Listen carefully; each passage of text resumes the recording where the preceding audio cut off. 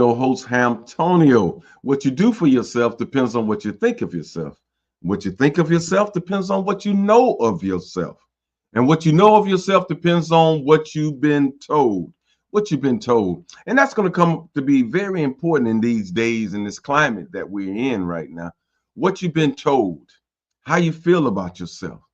You know, those are things that we are fighting and dealing with here in this country, with people pushing back on critical race theory, with people pushing back on certain books and history books and telling the truth. The point is what we're going to metamorphosize into the future. If we're on this trajectory of on where we at right at this particular time, in 25 years, where would we be? Where would our children be if they have their way of pushing back on history, on telling the truth? Well, they've been doing it forever. But the little bit of truth that is coming out and that we're dealing with right now and through social media and those platforms, you know, they say they want to take away TikTok and all this stuff, those type of things. And a lot of information is coming forth. But if this administration had its way and push back on all those things that tend to give us inspiration and motivation and make people feel better about themselves and give us a watered down narrative, a version of history that make it sounds like everything was all squeaky clean and the founding of this particular country was made up on just men, people that you can respect, then where will we be as a nation and as a people and in our thought process?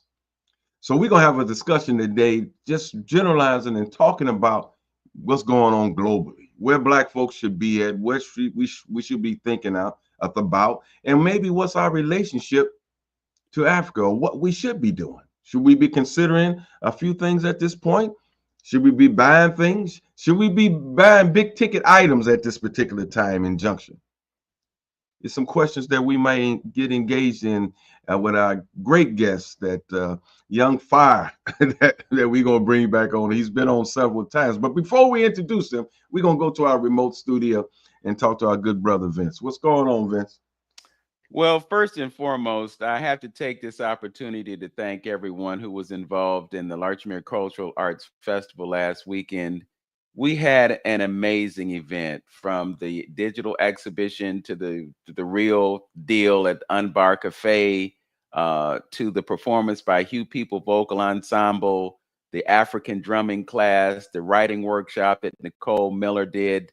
It was great energy. It was a great thing to see happen on Larchmere Boulevard, and we are already having conversations about what we're going to do next year. So I'd like to personally thank Dr. Mary Weems, Bonnie Venable, and Rodney Carpenter for stepping up and helping to create this event, and thank everybody who pitched in, lent a hand, did what they could to help things move forward.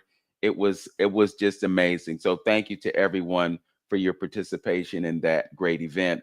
Also, just need to mention that I have one more performance in the Borderlight Festival. I will be at Parnell's Pub this evening. Performance starts at 5 o'clock. Kudos to my brother Robert. He brought my mother all the way up from Chillicothe, Ohio, to witness my performance last night. It was great to have family. I'm told that I have other family, nieces and nephews, that are coming through this evening. So I'll put a link for the festival in the description for this video after this broadcast ends. And hopefully you'll be able to join me at Parnell's tonight. So that's what's happening. And again, thanks to everyone who was involved. We have, as Brother Hamtonio mentioned, we have one of the most prominent minds, I'm saying, in this country. He is a scholar. He is a cultural theorist and Africana researcher from Houston, Texas. His research focus is the cultural, linguistic, and philosophical links between the ancient Egyptian civilizations and the modern Bantu cultures of Central and South Africa. And today we are going to be talking about Africa. So welcome to our program, Brother Asar Imhotep, coming to us from the East Coast, somewhere out there. I think he might be in Philadelphia, the city of brotherly love. Thank you for joining us today, Brother Asar. Peace and blessings. Thank you for having me. And peace and love to your listening audience as well. Yes. Absolutely, brother. Yes. Are you in Philly? Are you in Philly? I'm in. Well, technically, right now I'm in King of Prussia, Okay. which is just outside of Philly. Just outside Philly. Oh, okay. Just Okay. outside of Philly. All right. And Good. Good. Yeah, yeah, all right, that's good. I Today, we usually, like Vince just read a part of your resume and running off, a lot of your accolades and your studies. And I don't know if you're up to 2 to 3 books or something that you've written at this particular point. So we usually have a good scholarly conversation about Africa and your books and linguistics and how linguistics ties to a lot of the culture. And I always said, man, for 40 years ago, that linguistics was the key to unlocking a lot of the misinformation and the false information that we are getting in reference to history. Because if you follow the linguistic line, it'll lead you to different people, time frames, and things of that nature. So, and I think it would help unravel some of the mystery that we've been having about Africa culture. Were we here on this continent? Were we there? And things of that nature. So, if you follow the trail of linguistics and cultural rituals, it'll take you to some origins where you can get some clarity. I believe. I don't know what your thoughts on that, but that's what I always felt, that it was one of the key elements in unraveling and unlocking some of the mysteries that this system has thrown stumbling blocks in us not knowing who and what we are and where we come from and things of that nature. So with that, all that being said, so today I would like to have a discussion about, because I know I see more and more people are getting tuned in to maybe what's going on in Africa. A lot of folks is calling our good brother Ibrahim Traore their hero. You see in other African countries starting to join in the AES and maybe getting out of ECOWAS, so and things like, and then also we want to talk about and just seeing how that relates to what's going on in this country, because people need to understand that what's going on in Africa is going to affect global. It's a global situation that's going on. Some may think, hey, that's going on over there, we got to deal with Trump over here. No, this is going to affect how we move forward in the next 10 years as far as globally is concerned. So I want to tie in what's going on here as well as how that connects with Africa and what Black folks need to be doing, at least looking at or researching. And that just, so I'm saying, just a general conversation, and we want to theorize. I want to get your take on what you see, what 47 is doing over here, and also what's going on the continent. Your take on it as well. Thank you. I appreciate the question and the line of questions. And it's very important for us to keep our eyes on Africa. But I want to kind of deviate just a moment to have a discussion about ways in which governments and people independent, not understanding that they work for governments, try to derail the unity and possible unity of Africans in the diaspora and Africans on the continent. And there's plenty of examples of, for example, continental Africans and people from the Caribbean, when they come to the country, they are informed by people in leadership or people that come into the ports to not link up with the African Americans, right? And, this has caused some division throughout the years, right? But, we're having more and more conversations of people from the continent and people from the Caribbean saying, yes, we were told this. To not link up with the African Americans. Now you have in the reverse. So of course, the colonial education has it to where they devalue everything African and Black.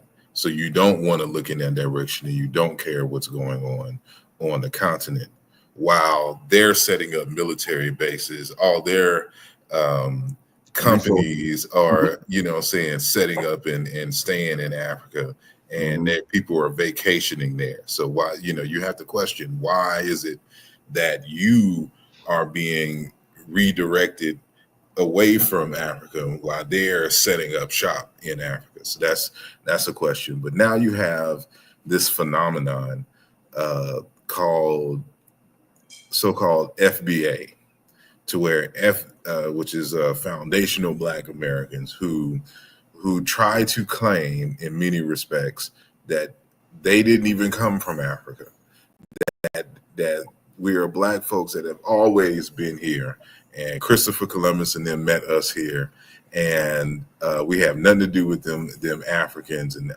all of our culture and language and phenotype was birthed out of the ground here in the Americas. And so it's gotten to the point now that there's like a New York Times article that somebody submitted, or opinion piece, trying to make the argument that we should take the African out of African American, that it should just be Black American now, right? So they're trying to make the word Black exclusive to African Americans. So continental Africans can't be Black, Caribbean people can't be Black. Black should only be associated with African Americans. And it's interesting, like just the other day, I was watching a beautiful sister who, she has her takes on TikTok about, just everyday kind of what's happening in social media and stuff like this. But she's one of those FBA type persons, and she is spewing this information, and a lot of them does this, that Jesse Jackson in the 80s came up with the African American name, right? And I don't know how that rumor started, for the simple fact that we have, documentations of African folks here in America calling themselves African and African American, and all our organizations were based on this, right? And so it's a, how should I say? It's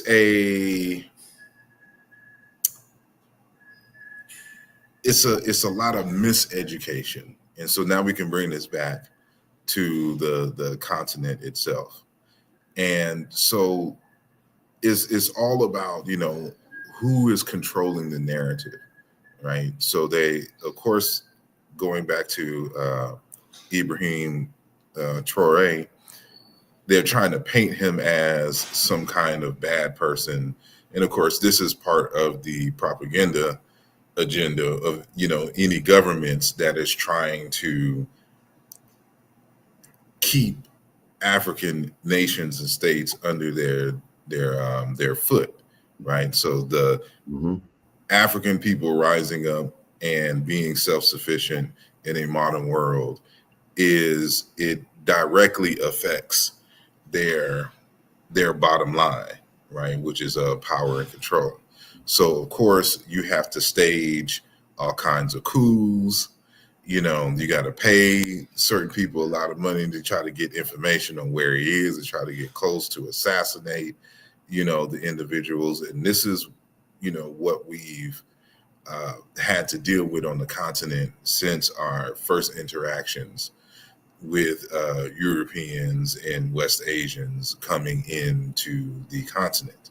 So, but, there's many different lessons, and I don't know which one, which area you want to go into. So I don't want to be rambling, but I will end with this, that, besides just the details of what's going on in Burkina Faso, for example, with the military leader and how he's been able to transform the country within 3 years, but 60 years under French, colonial rule, they were barely able to do certain things, right? Absolutely. But we should be studying. It's two countries we should be studying: China and Burkina Faso, for example. So Burkina Faso, of course, is developing, and so we can just kind of see it in real time. But China, more specifically, because they were able to, within like a 50-year time span, transform their country from a third world, rural based, country and economy to now in many respects, the technological and production leaders, of the world.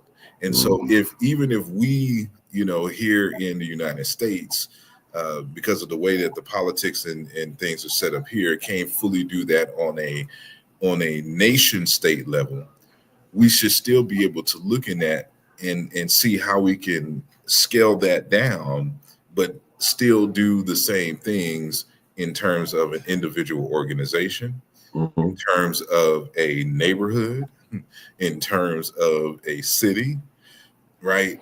And create, like, so that's, when we was talking behind the scenes, like, what is this concept of value?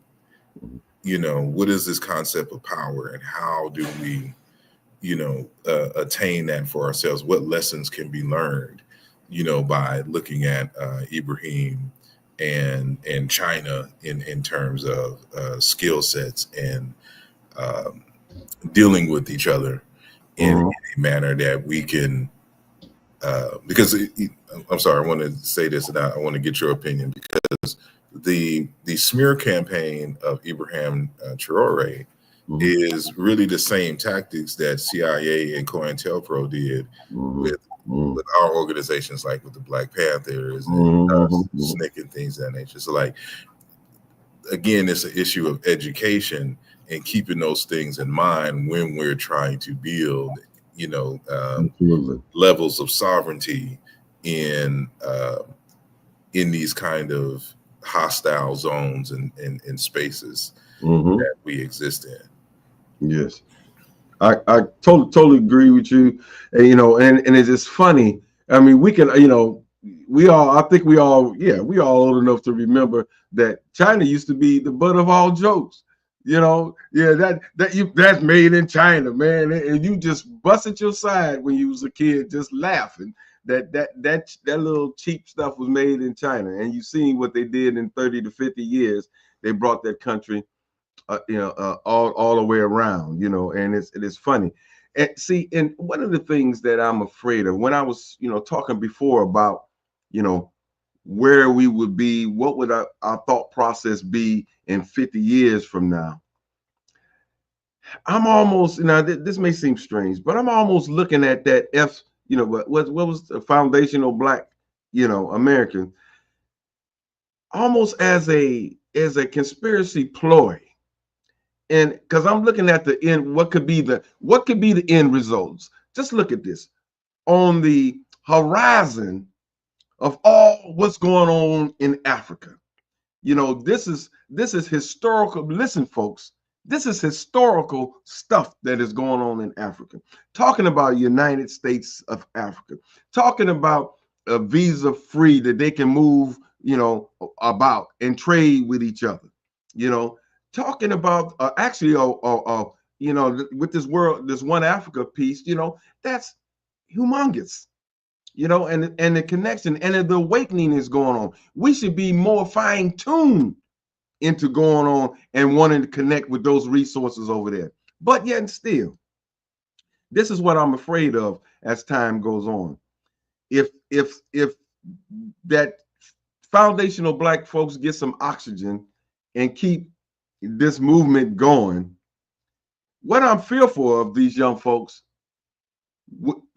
if the theft continues, and if that theft, gets to a point of really the motherland almost trying to be a turn into the other land owned by other folks because we turned our backs on it, our young folks for 20 years now, they're gonna just sit back and watch it happen because they sitting here disconnecting themselves from Africa, and the theft can be taking place right there, and they won't say nothing about it. That's what I'm looking at, and that's what I'm afraid of. If this thing gets some oxygen and people, I ain't from Africa, we was here already, and this, that, and other, and discount their association with Africa, rather than us rallying to try to save Africa for ourselves and our kids for the future, the folks over here is going to turn their backs on Africa and not even going to engage at all. You know what I mean? Why the theft is taking place. You muted, Asar. You muted. Mm-hmm.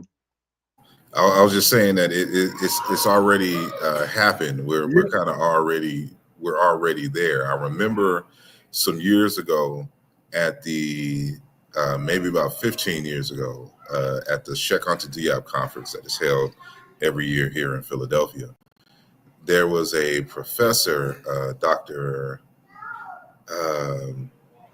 I'll remember her name, but she's from Jersey, and she was talking about how when she in the 60s got into college, how that wave of young people in the 60s were marching, taking over administrative buildings and all that just to get African American studies programs and departments set up in the universities. And so she was like, fast forward, and I think this was like 2011 or 2012 at that year's conference. She's like, of course, every single time that there's gains by African Americans, there's always a silent army that is conspiring to eliminate those gains. So there's no rest for people to understand. Like you just get it in your mind that this is your life. You're always going to be fighting them because they don't want you to have anything, and not nothing in the kind of abstract. We mean anything, period. That's just you got to understand that mindset. But anyway, so with that being the case, all across the country, you're seeing the elimination of African American studies, Africana studies, or they're trying to merge it with departments and reduce the staff or whatnot, or only hiring people that have a particular mindset that isn't, so quote unquote Afrocentric in their analysis and things of this nature. And what she was saying is that when the African American Studies Department was being threatened in her school in Jersey, her university that she teaches in Jersey, there was no uproar whatsoever from any of the young folks. Like they didn't even see it as valuable as something to fight for, right? Mm-hmm. And so I think they believe in their minds that it's just going to always be there, or they're just taking it for granted. Or one of the things that I hypothesize is that the university system is being marketed as a means to higher income. Like it's a way to get quote unquote good jobs, right? So if you are teaching African American studies, the question that they're asking, well, is it required for my major? And how is this going to help me get a good job? Mm-hmm. Right. Like, so that's something that Africana Studies has to contend with on a regular basis is how do you translate, this information, as value and power to young folks, coming up in the future. But just saying all that to say that, what you just said, in many respects, is already happening. So, what can we do, because it's so hard, especially when you don't have these Africana studies and programs. And I think partially it is because we don't have that circuit anymore. because of the way social media has been set up, of course, it's a blessing and a curse, right? Like there's trade-offs everywhere. So, I agree. I'm here in Philly, y'all over there in Cleveland, and we're able to engage, of course, people in Philly and Cleveland, but beyond, saying those borders by having these conversations digitally online. But there's something missing when like when back in the day when a Dr. Ben would be able to come into town, or a Dr. Francis Cress Welsing, and others, Dr. Leonard Jeffries and Dr. Marimba Ani. You had these pockets to where you can touch and see the people, and they're able to give you more and engage with you more with the information and really bring it into the community. And because you're in the digital space, and now you have to compete with all, like, the world, in terms of information and data, and TikTok trends and dances and all this other kind of stuff. So people aren't used to sitting down, because even if you watch television back in the day, you had to sit down at a certain time, and catch it when you could, right? Because otherwise, you had to wait till next week to see the next episode. But everything is so accessible here that it kind of makes it kind of detaches one another. It kind of separates one another. We don't get that feeling that you would get when you would come up to the spot and see all the African artwork that somebody bought, and they, the vendors would have the shea butters and the and just import people, and you would be able to talk about these things in an open forum.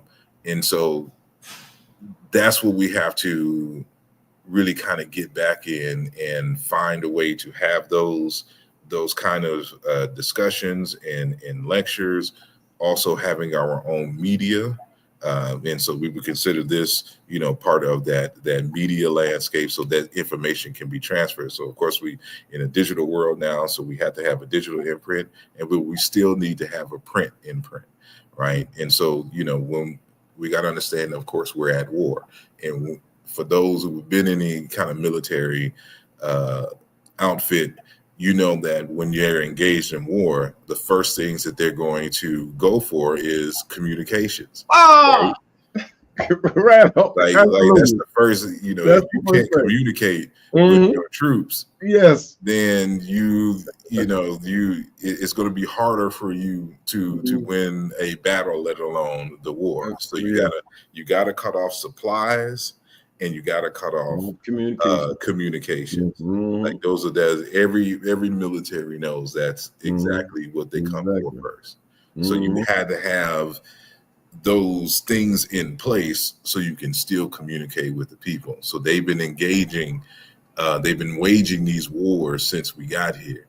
And so, they're still continuing with the communications, put some misinformation. They know the general population aren't critical thinkers. And this isn't just a Black thing here. It's everybody. The general population does not think critically. They don't want to engage in political talks, talks of power and resources. They just want, they're just trying to live their lives. They just want to have fun and turn their minds off. And they're into gossip. And when you have a population that is into gossip, you can put anything in the water and they will spread it for you, because, they didn't have the wherewithal to ask the question, well, where did this come from? How can we validate this? What are the implications of this information? Why am I being told this? Right? Like we used to have down south, we have a saying, a dog that will bring you a bone will leave with a bone. Right? and Oh, okay, what okay, what it, I got you. what it means is, is Mm-hmm. dealing with gossip. So if a Mm-hmm. dog comes with a bone, some gossip, then they're You're gonna going take to back some be gossip giving with somebody them. some gossip and stuff Okay, about you. right, Right? right, right. Uh, we gotta be careful of what we communicate, how we communicate, with others, and not to get into gossiping things, because this hinders relationships. And if we can't have interpersonal relationships, and we've said this on this program many, many times before, that economies are built on strong interpersonal relationships in the community. So if Mm. I'm fearing for my life all the time, I'm fearing that you don't have my best interest, that Mm-hmm. you are backbiting and you're not one of us, and we not one of them, any of this kind of divisive stuff, then we won't be looking to Africa. We should be building relationships with Burkina Faso, right? And saying, how can we help? I have this skill set. I can come in and teach this to local folks, right? Just let me have access to a small space to live, or something like that, or a community or whatnot, and I'll bring this and I'll teach this. I'll dedicate. It's stuff like that. It's a give and take kind of thing, but that's the kind of thing you build relationships with. Like, we like what you're doing. Maybe we can help in this capacity. If you have those particular skill sets, and so you got to come with the notion that they don't owe us necessarily anything, that I want to contribute. So what's the saying that the United States will have? It's not about what we can do for you, but what you could do for your Usually country. country, yeah. Mm-hmm. And to some extent, we need to have that kind of attitude Mm-hmm. with but just make sure it's fair and balanced, and of course, try to avoid scams as much as possible, because they're people like anybody else, and somebody can try to take advantage. But if we're critical thinkers and we're first and foremost people of integrity, I think we can work and build, saying something else. So build those alliances. Right on, right on. Yeah, we're gonna bring Brother Vince into the conversation. Brother Vince, your thoughts? Yeah, there's a lot to unpack about what you just shared with us, but I want to embellish and add to what you're saying about Africana studies. One of my very dear friends and colleagues is the chair of the Department of Africana Studies at Kent State University. And what you described about 2012 is in full effect in 2025. One of the things that he's struggling with is exactly what you described. The I guess the pushback on Africana studies, and it's really frustrating to know that Black students don't really see the relevance of it because they're so distant from what Africa means to us as a people. They have effectively divided us and pushed us away from the relevance of even knowing what's going on in Burkina Faso, what's going on in the Sahel. Uh, not doctor, but Professor Okanta was a key figure at Cleveland State University back in the 80s.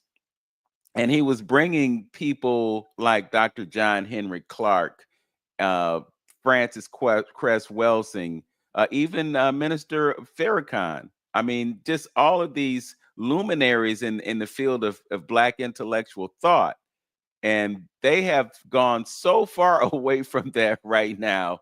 Cleveland State really doesn't have any kind of a footprint when it comes to that right now. So it's really tragic, this idea of foundational Black Americans that want to push back on the whole idea that the enslavement process happened. I would challenge any of them to take Mm. their behinds to Africa and stand in one of those dungeons and then tell me how you feel, because Mm-hmm. that's the true test of the relevance. But yeah, so much to unpack there, but I think we really have to tune in to the whole cultural piece, because Mm-hmm. the reality is that we are all one people, we're all one family, we're all connected. There's no reason to have any division between us, whether we speak French or whether we speak an African language or whatever. We have to really fully grasp who and what we are. And I think the key here is us knowing who we are. You know, the war that's being waged right now is a war to keep us away from our authentic cultural selves. They don't want us to remember who we are.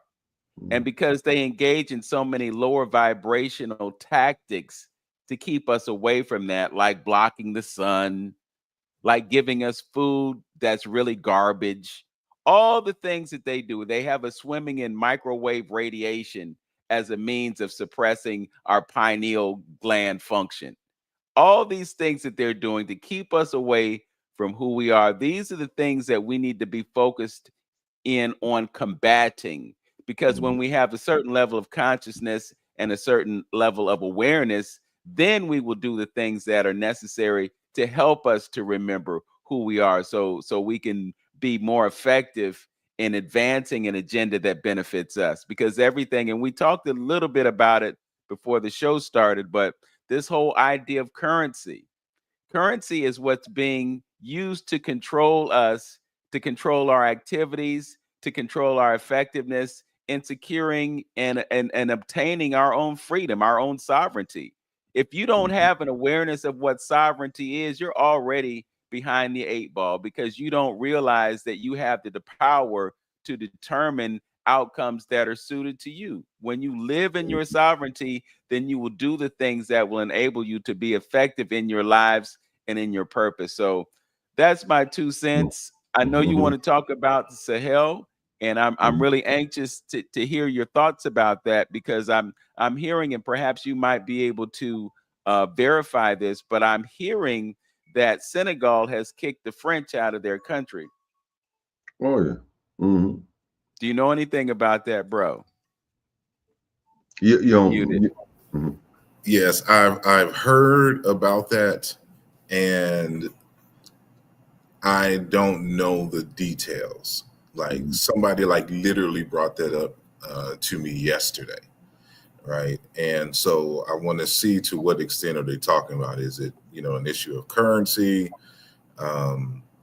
or whatnot? And so they, you know, that'll be a struggle, especially since French is the lingua franca, you know, of all of Senegal, right? But yeah, that's new information for me, and so I don't have much to add on to that. Yes, sir. Yeah, and it's you know, we have to get to see it's so important for us to be critical thinkers, you know, and this is what the system rely on, us not being critical thinkers. And something Dr. Amos Wilson said, you know, and something that I wrote about is that, you know, when you just become consumer based type of people, you lack to build institutions for yourself. You're perfectly fine with the institutions that are being built and attending those institutions of somebody else, because you just consuming and you just going along with the program. And we tend to stay right there at that particular time. So any amount of information or misinformation that is put out there, we actually really don't know, you know, where to go with it. We just stand still with it, because we got to understand that is a tactic. That is a tactic as well. You know, put so much information, misinformation out there to where the people don't know which way is up. You know, in so many words, that's a tactic. That's a, you know, to keep people exactly where, you know, they want you to be, where you don't move at all. You know, and this stuff. I mean, come on, we can look at some of the stuff that we can look at some of the stuff that Trump had said and did. They can just go rewind the tape and go back and see the man and just lied, and he'll stay strong with that.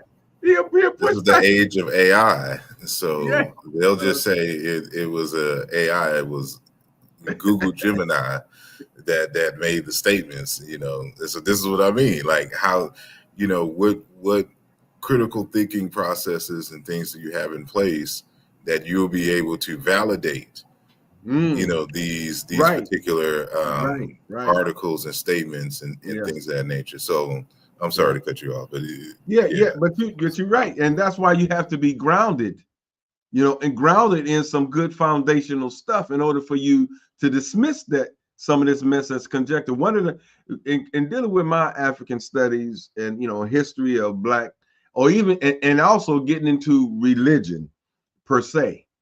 And one of the things that did it for me 20, 30 years, 30 some years ago was, when I was going to Timbuktu down there on 55th, talking to my good brother Lucky and his sister Jamie, and getting some books. One of the books that did it for me, that gave me a good foundation, was the Kabbalion, that talked about the Hermetic principles and things of that nature. And these are universal. And I strongly recommend our listeners to get the Kabbalion or get Wayne's book, Ancient Future, that talks about those same principles. With those principles, you can hang your hat on. When people come to you with all this conjecture and different things like that, if it's not rooted in those foundational principles, you can look at it at a way of analyzing it in a negative way, like, okay, it don't hold the water in reference to this foundational principle.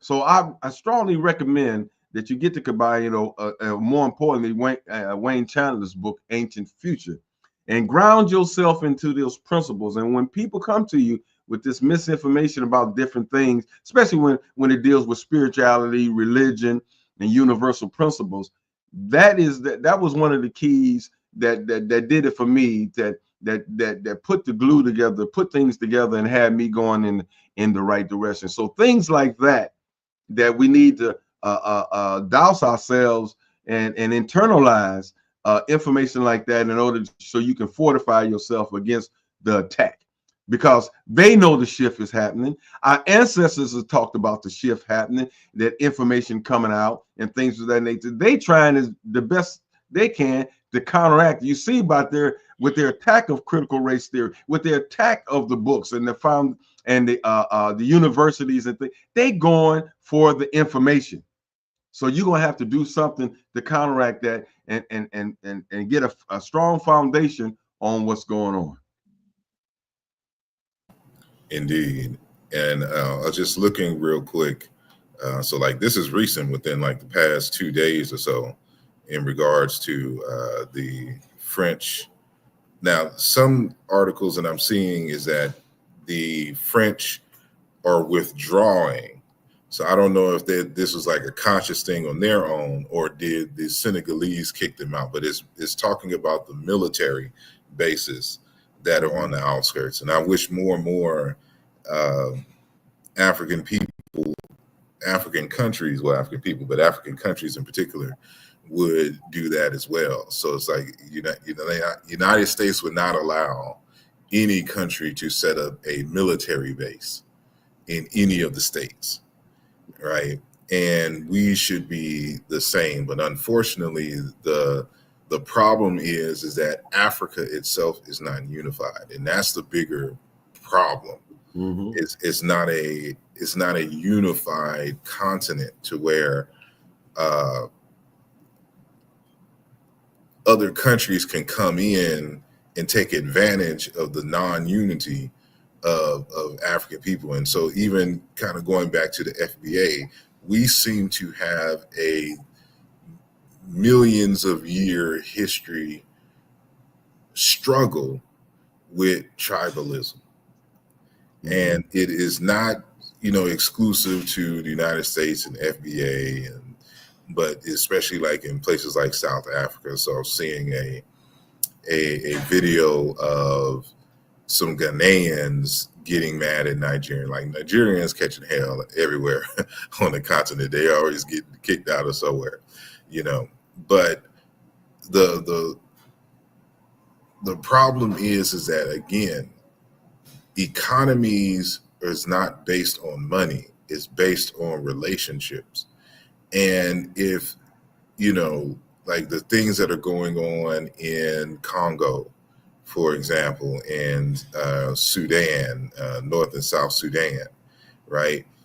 these issues in Nigeria, in northern Nigeria, with the Fulani and other Muslim extremists and the like, these things keep Africa destabilized because they keep the people from being able to unify. And just like if I'm not familiar with like the gang culture, if there's a gang culture in Cleveland, but like in places like LA and Chicago, when you talk to members in the gang and you keep talking about a truce and peace, the first thing that they say is that I've lost too many loved ones. I can't let that slide. Like they gotta lose people too. And it's this mentality that keeps the conflicts going.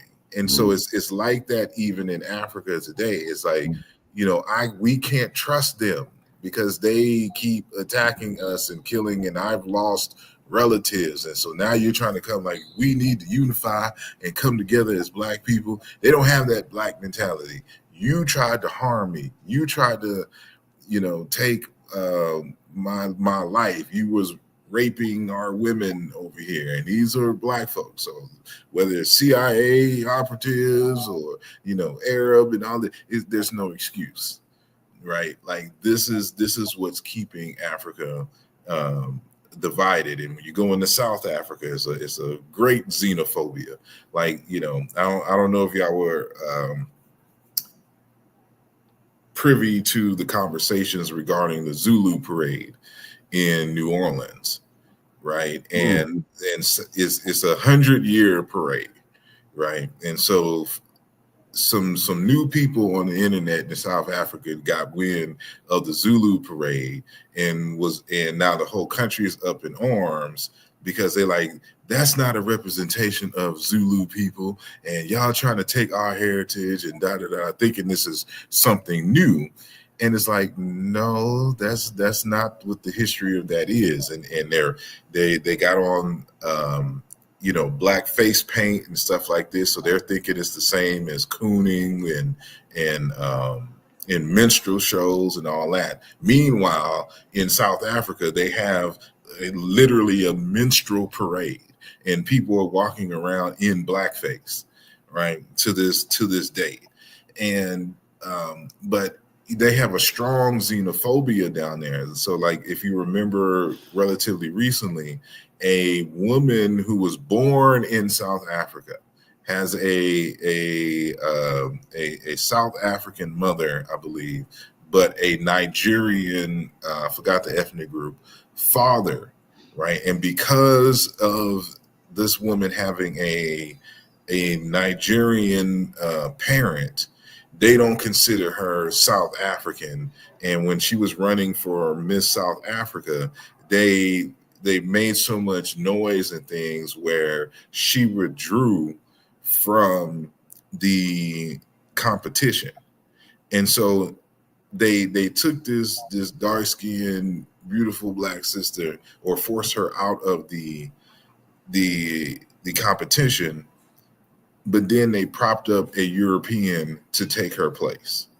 A European woman to take her place. Okay. Like, are y'all serious? And so in the final scheme of things, the South African woman or the European white woman that was representing South Africa didn't win. Her people in Nigeria said, "Oh, you could come and represent us," and she ended up winning the whole thing. Is that right? Oh wow! So y'all should look it up. This happened like within the last year or two. But like the xenophobia is real, the tribalism is real, and that is the biggest hurdle, kind of hindering things. And so and not having a plan. So that's something that people need to ask too. While Brother Ibrahim is doing some great things, he got into power by way of a coup. And so usually those don't work, like 99% of the time.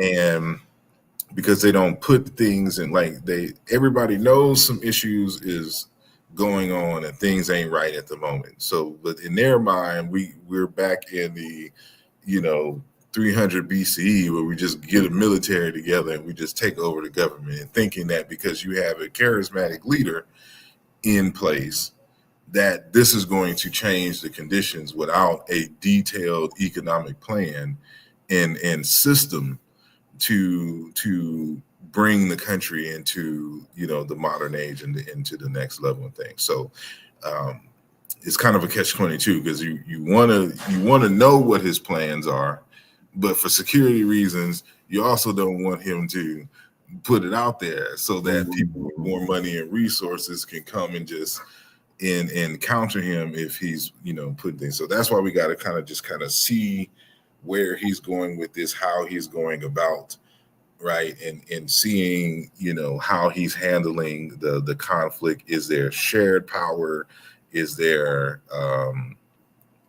is certain things just aesthetic? So we got to give it a little bit of time to run. So for one of the things we got to pay attention to is if there's any oppositional voices, how does he treat oppositional voices? So usually with coups, when somebody speaks negatively about the leadership, then people end up missing. So we need to see if that's the case, again, because if that is, then he's not going to last long because it's going to be another coup, to take over. But here's some real quick on reference to that, and let Vincent get in. I just, with that, it seems like he caught a lot of the spies and people that tried to portray them. I haven't heard anything, but it seems like he's handled them a little different than normal from what I'm hearing.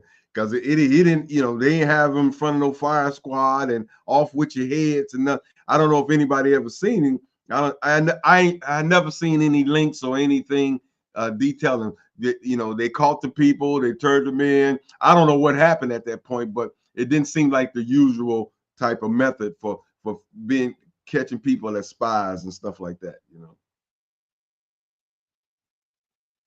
Vince, have you? Yeah, I don't know either. So that would be a good. That's something I need to look up. Good measuring rod, yeah, because he caught several people right in the act, some of his own boys, and yeah. I never heard anybody say he killed them or anything, Well, that's a topic into itself. I don't know if y'all want to go into that today or in the future, but we should at least ponder to ourselves, like what should be the punishment for those who betray the people and the trust in the movement. That's it. Like, how do our enemies treat, our governments treat spies and all this other kind of stuff, and what is appropriate? Should we be humane? But not necessarily have the conversation, but just ask the question that we can ponder when we go home.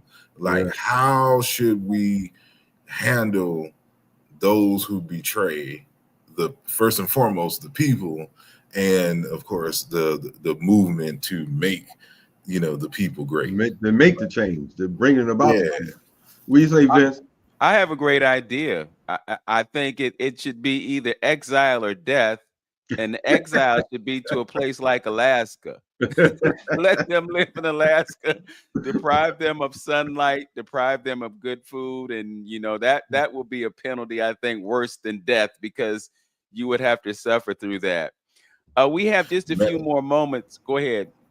Oh, just quickly, going back to the linguistic piece, there are many languages in Africa where the word for slave is not in the way that we think of today. It translates roughly to those, without ancestors, because ancestors you're supposed to be in a place and live in a place where your ancestors and community protects you.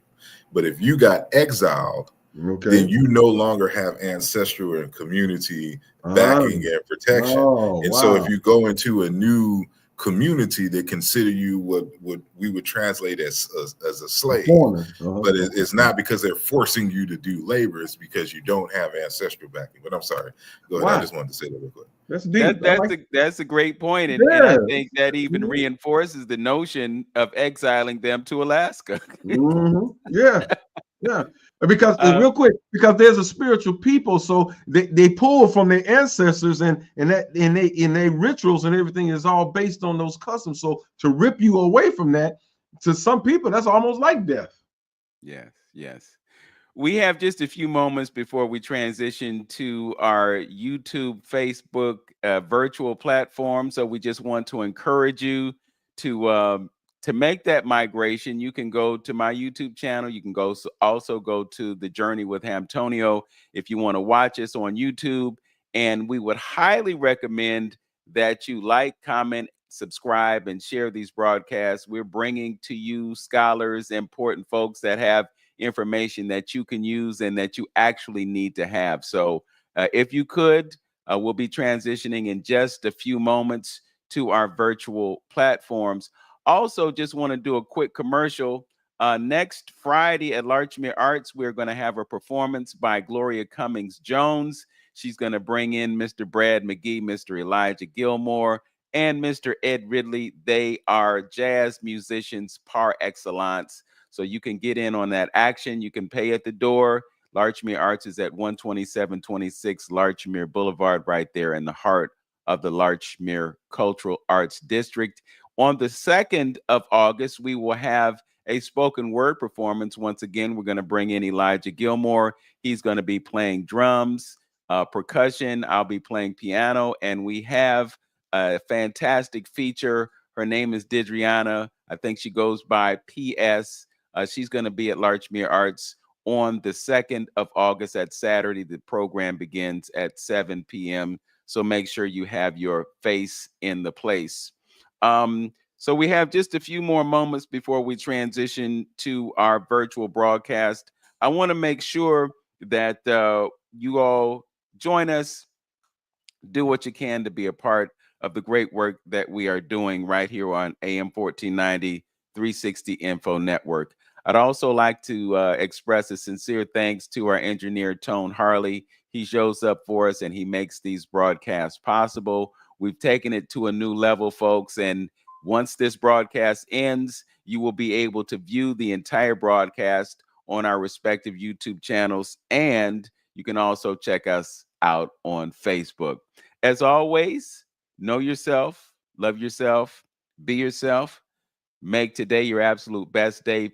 And you can join us, Asar Imhotep, Brother Hamtonio, myself, right here live on YouTube. Peace, y'all. All right, so it's 12 o'clock straight up right here in Cleveland, Ohio. They used to call us the Mistake by the Lake, Brother Asar. You know, we used to have the same stigma that China had, you know, and now you got MAGA hats that are made in China and people wearing them proudly, not understanding the connection to that whole paradigm. So let's continue the discussion, Brother Hamtonio. Yeah, I want to just bring up something. It's kind of switching gears a little bit because I got to drive home some.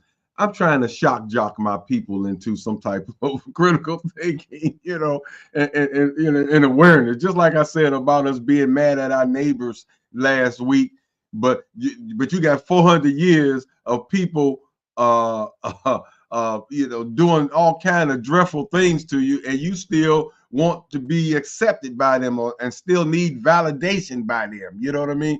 And so it's crazy. So I just want us to really think about what's going on. Because Brother Asar, you mentioned that, you know, it seems like our heads is in the clouds. We ain't paying no attention. Things are just going on all around us, and we just willy-nilly going on with the whole shebang. Now, just think about what we said here. This global power and control. For number one, let's take this into account. You got 12% of the people that running the whole doggone planet. It's almost like they was playing Monopoly game with the world. You know, you go to the Caribbeans, this is Dutch. This is Portuguese. This is Spain. You know, it's almost like they're playing Monopoly. I buy this. I got this. Forget about the indigenous people that was already there. Now I'm controlling. So you land on this, pay me. It's almost like a Monopoly game. Now, you got folks, and if you mention what they was when they was talking about when they did the Iran thing in the bombing, America got the arrogance to say we weren't looking for a regime change. Like you got the, like it's in your, I'm like, what? Who gave you, who died and made you boss that you can sit up here over here in America, dictate who's running that country over there? For number one, that's what I want to say to my people. Look at the arrogance of what you're dealing with right here. Then they got the nerve to say who is allowed to have a bomb or not. And they want to call them irresponsible. But we the only ones that ever drop bombs like that on people. Okay. But they gonna tell you and had a nerve to say who can have a nuclear bomb and who can't have a nuclear bomb. And then you mentioned about the bases, got over 700 something bases all over the world in other people's country. Folks, do you realize what we're saying right here, what's going on? It's a damn, world dominant takeover. I mean, it's been took, you know what I'm saying? That's what's going on. They dictating policy. Like I used to say before, who's in NATO? Whose countries are in NATO? There's any black countries in NATO? They telling you what it is and what it's about. And we complacently just go along, do-de-do-do. Every time they meet NATO, all these white countries that are part of NATO. This is for the survival of them. This is what this is all about, the survival of them. People, please think about it. So with that being in mind, if you see that's the major agenda, then look at this relationship that you have with this system and start analyzing and being critical of what it is. And it's something basic. Do you think they would ever teach your kids enough to overtake them? Do you think they would do that? Come on, let's be logical. So that's why we need other platforms. If it's Saturday, Sunday school, to teach our children about what Vince said, who we are and what we are and where we come from.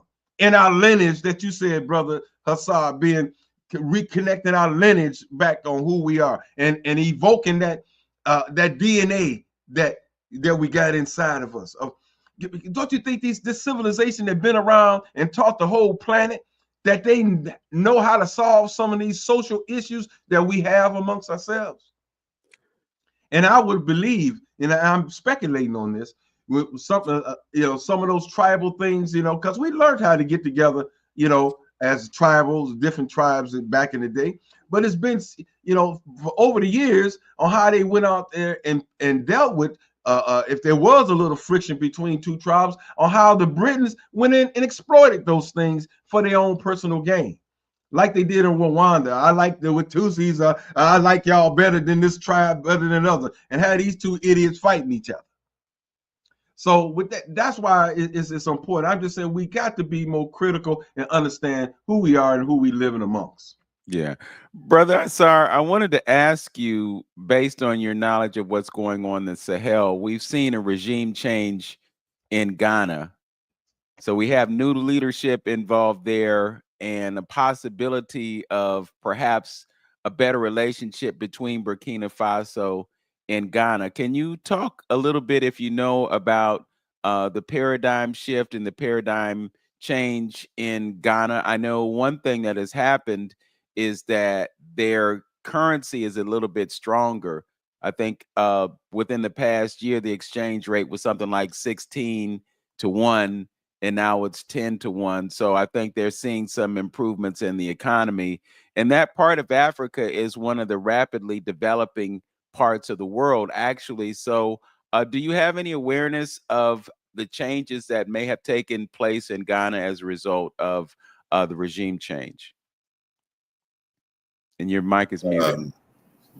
No, I do not. And while I'm aware that there was some in 2024 that the change is possible, the change had happened in terms of the new elections and the like.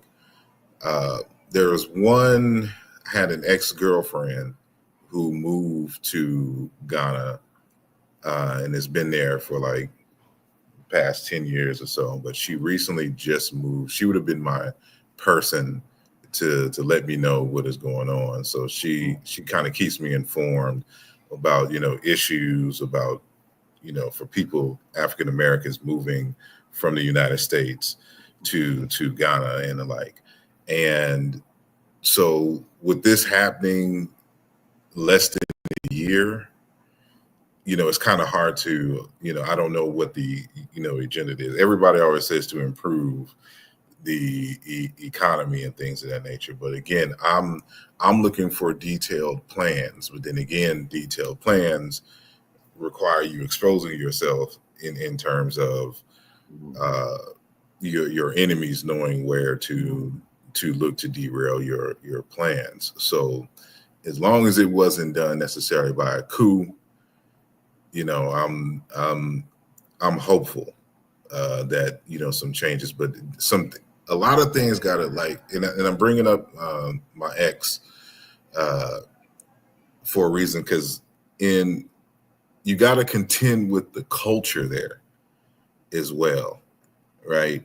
It's Africans have kind of a laissez. There's brilliance in Africa, and you're probably going to find your greatest geniuses on the continent of Africa. But the general public does not have a hustle and go mentality in a way like you would see here that we're kind of forced to have here in the United States. And this causes a lot of issues there. And it's the same way kind of like in Nigeria. Like when you go to Nigeria's worse though, but when you go to Nigeria, like anybody who's Nigerian and has family in the diaspora and family, of course, still on the continent, know that, there's always some kind of scheming going on, when trying to send money home, right? Like it's kind of a guilt thing, and they're mismanaging the funds, right? Because the tradition is like there's always, you're looking for in the family this one person to take care of everybody and everything, instead of everybody, putting in their all in and making sure that the collective is the way that it is. And so like this is key to understand, even from a historical standpoint of kingship, right? Like I just getting ready to publish an article in a text dealing with the etymology of Osiris. And what in my research, what I've discovered is that the word Osiris is just a general word for king, but the word for king means to be the central pillar of a home, right? So like if you can imagine like traditional quote unquote huts, you have, the basic structure of the hut, but everything is held together by that central pole in the center of the hut. So the word that is used for pole, pillar, stick is the word that is used for king.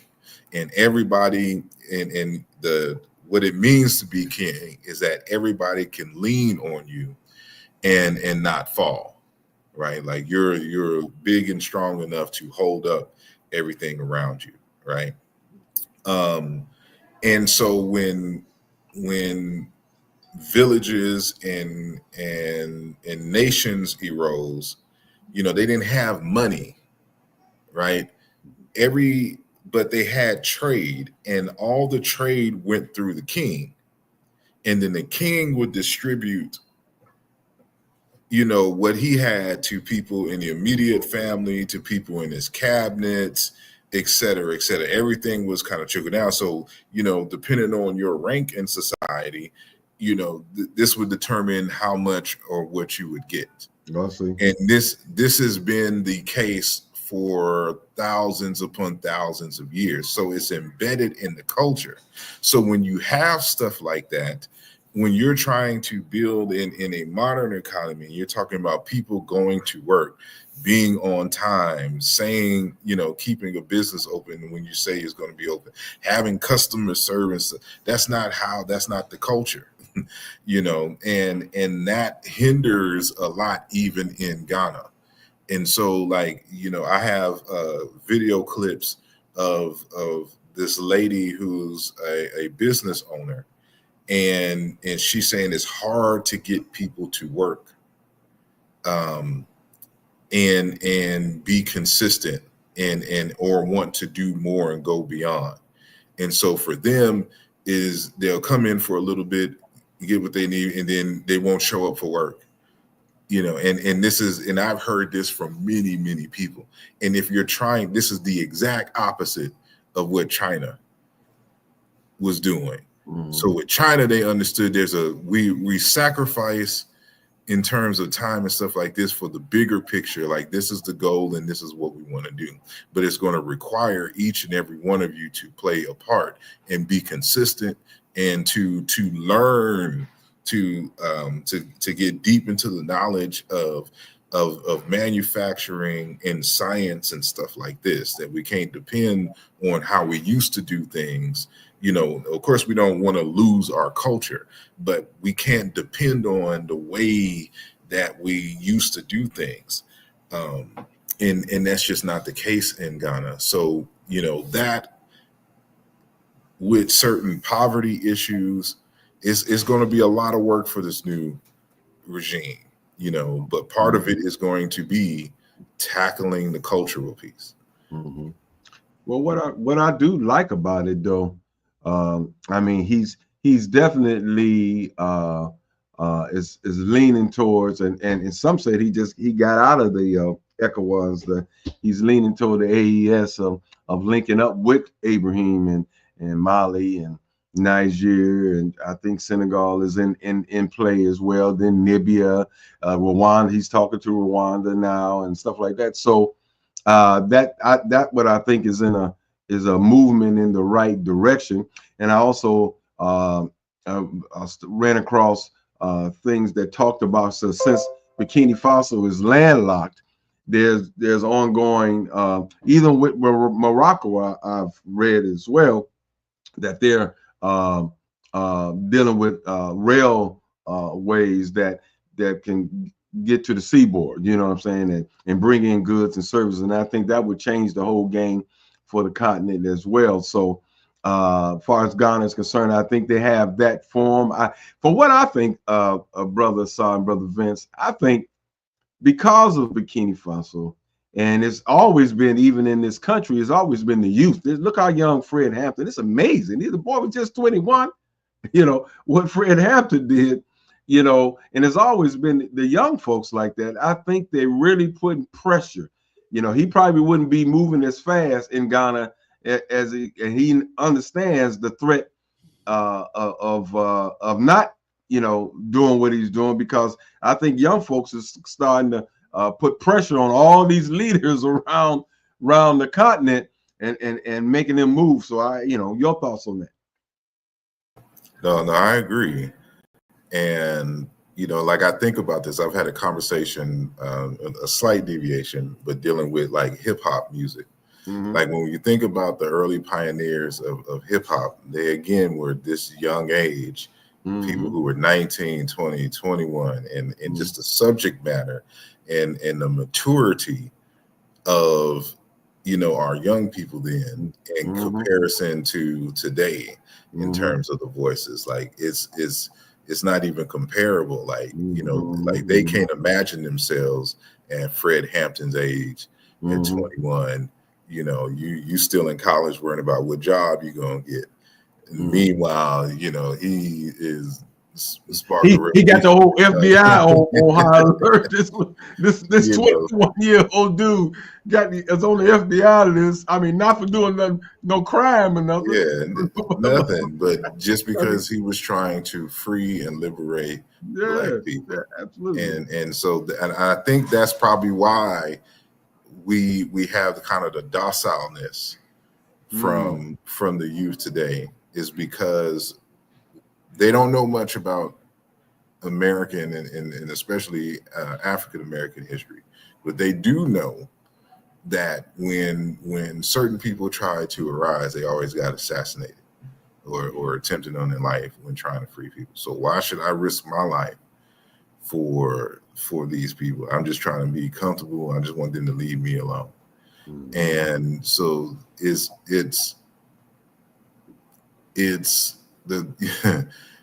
the question is, how do you instill a vision in young people that is greater than their current circumstance? Like they can't even imagine and fathom a reality other than what they currently see. Mm-hmm. You know, like they think they have degrees of freedom. And so I do it kind of scientifically, like, you know, in 2 dimensions, you know, you can only move like this, right? Mm-hmm. Like you have no conceptual, like a 2-dimensional being, if there was such a thing, would not be able to fathom a 3-dimensional being, you know, saying, such as I said, they wouldn't even have the ability to see the 3rd, you know, dimension. Right. And being able to move up and down and any, you know, diagonal and stuff like this in time and space. And that's what like they think that the ability to go to particular restaurants and eat, and people are taking photos of, you know, this and going to, you know, certain European vacations and being able to buy certain clothes, that this is progress. Mm-hmm. Right? Like having a quote unquote getting excited because there was a Black president. That's not progress when you come from a people who ran countries, and in many respects, many of them had, you know, sons and daughters who ruled. Like there was a line, like there was a long line of history of rulership and us running nations. Like, what does it mean? Like when people think about like I'm not going to say that there has been no progress since the time of slavery, but, you know, Amos Wilson always reminded us to question, in what ways has the power dynamic changed since the time of slavery? If the power dynamic hasn't changed, then you're in the same position as your ancestors 400 years ago. And these are the kinds of questions. So it's like, until we get into a mindset that we can run things, like I remember Dr. Molefi Kiti Asante in a speech that or a lecture that he was doing out here in Philly, and he was just like, you know, what are you an authority on? You know, be authoritative about something. So like when people have questions about reality, do they go to you for you know, answers to that? Like, what are you an authority over? Like, you have to have authority. You have to have the ability to control education, communication, and stuff like this. So when people are putting out such misinformation, it's like, no. And people will look at you and be like, you know, we trust because he's a part of this, you know, saying system that is consistent with good information. But we need to look at the power dynamics, because I guarantee you, if you go to downtown Cleveland and you start asking, you start looking at those tall, big buildings, and you start asking, what Black man or woman owns? And then you let's just say one.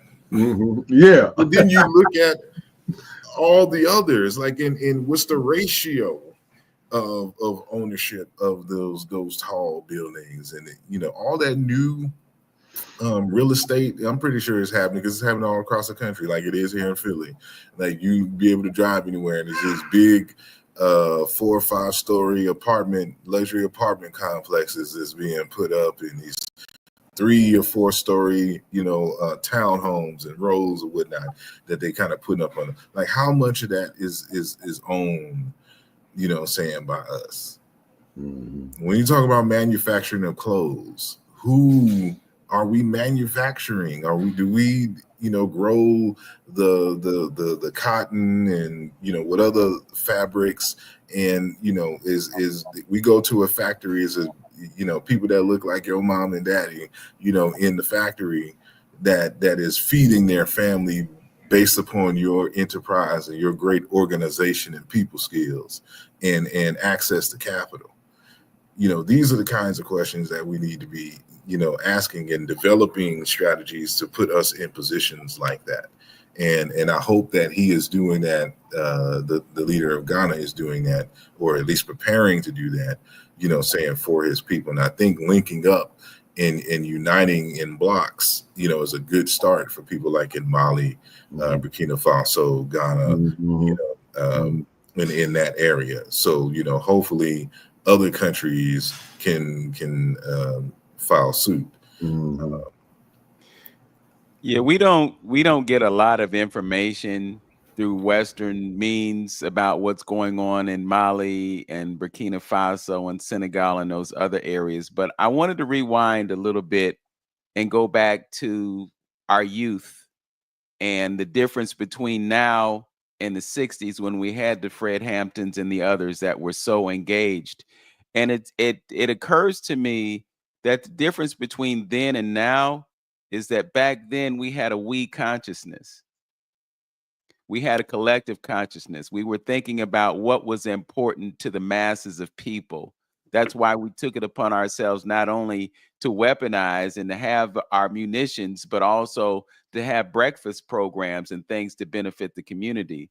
I think the difference now is that our young people have a very materialistic ideology.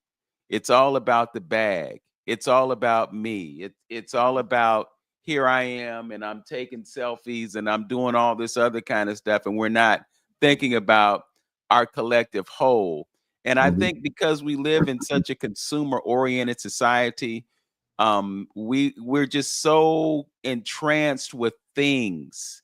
We buy clothes to boost our self-esteem. You can't wear the Payless tennis shoes. You got to have the latest Nike Air Jordans. Instead of spending $300 and purchasing some stock and having big money down the road, you'll waste $300 on a pair of sneakers that will wear out when you wear them for a year, or you'll have that closet full of Nikes. You have $2,000 or $3,000 worth of gym shoes, and you never set foot on a basketball court and play professional sports. That's the real issue. Back in the day, young folks, because they weren't entrenched in their jobs and their careers and all that other kind of stuff, they didn't have stuff to lose. They didn't have the 3-car garage and the Benz in the driveway to worry about losing because they raised their voice to confront authority. But now, since we're so consumed and with and tied to this materialism, it really prevents us. I mean, and at the same time, and I'm so glad that you mentioned that, brother Asar, you have great minds on the continent of Africa. They say that this brother in Zimbabwe invented a car that is perpetually fueling itself. That type of thing, when the powers that be find out about it, oh, they got to squash that because it cuts back on their profits. It's not that we don't have the intellect, the awareness, the understanding, and the consciousness to do things that are in the best interest of our people. It's just that we get hijacked by materialism and by consumerism. I go for walks as often as I can, and I walk in my community. And Tony, I'm sure you can appreciate this, knowing what Glenville is and knowing that I live right on the edge of Bracknell. And I could take my walks in Bracknell and walk around the Lake Erie shoreline and look at all these mansions.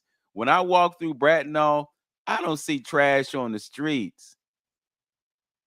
When I walk through Glenville, I see the remnants of wrappers and containers for things that people have consumed and discarded. And what makes it even worse is that I look at the things that people are throwing away, and most of those things are destructive. The pop cans, the plastic water bottles, the McDonald's wrappers, the Doritos wrappers, all those things, all these products that folks like Bill Gates are behind putting in our community. These are the things that line our streets. And it's not just here. I have a presentation about Egypt, and some of the slides that I have from Cairo is just piles and piles of that stuff on the street. And it never occurs to anybody that this is where I live. I want to live in a beautiful place. Let me put this in the proper place. Driving the streets of Cleveland, you'll see people just throwing stuff out the window. No regard for what impact that's going to have, and the impact that it has on us when we observe these boarded up houses, these houses that are in disrepair, is that it lowers our vibrational mind state. So just getting back to the notion of consciousness, I think the thing that is missing right now is consciousness.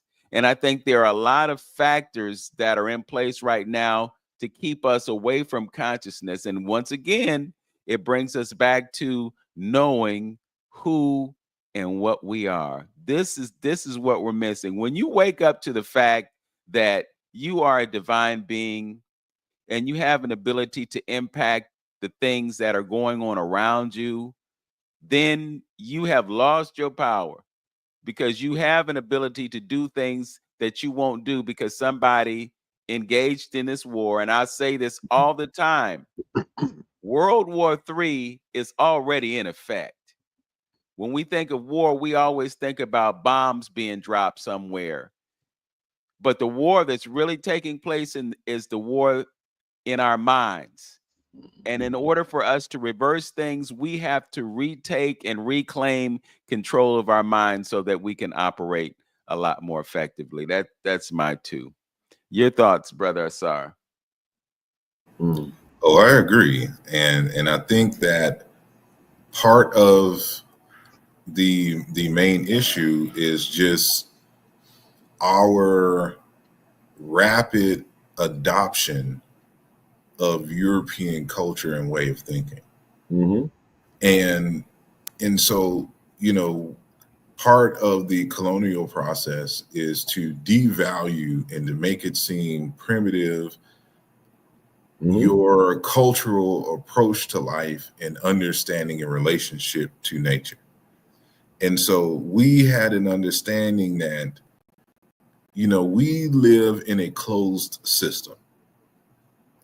And, even though we didn't have our modern scientific notation to articulate the conservation of energy equations. So, energy is always conserved, right?